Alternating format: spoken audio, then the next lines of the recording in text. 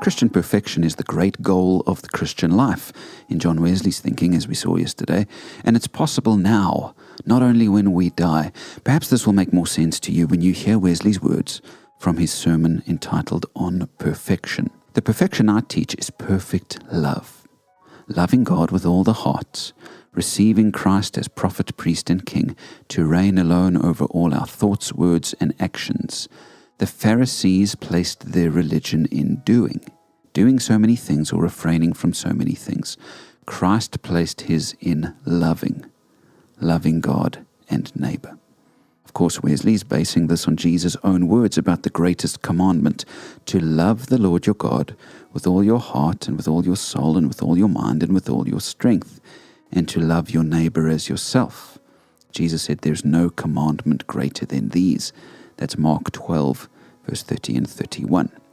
Christian perfection then is simply a carrying out of these two commands, to love God and to love people. For one who has been perfected, their great purpose in all they do is to fulfill those two commands.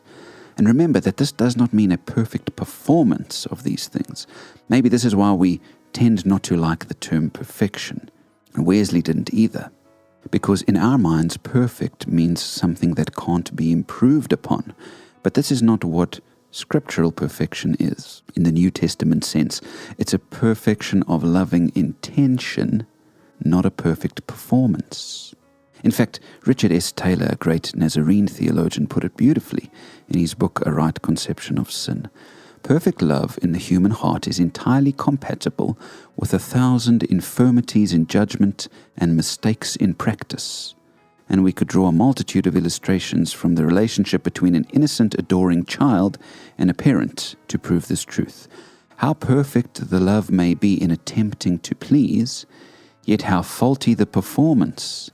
And which is necessary to please the parent, a perfect performance or a perfect heart of obedience and love?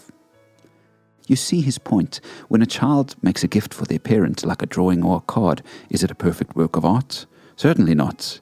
But was it made with a perfect heart of love? Of course. And this is what we mean by Christian perfection, a heart that truly loves God and seeks to please him, even though it doesn't always get things right.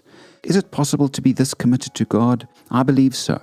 I believe that with your faith in his power to sanctify, you can receive the gift of a cleansed and changed heart, which loves God and people above all. Maybe you've never really asked God for the ability to live this way. Maybe you've enjoyed his forgiveness, but still rebel against him now and then, doing things that aren't in love for him or others, and you've never really considered that you could be free from that. He wants to forgive you, but he also wants to fill your heart with perfect love.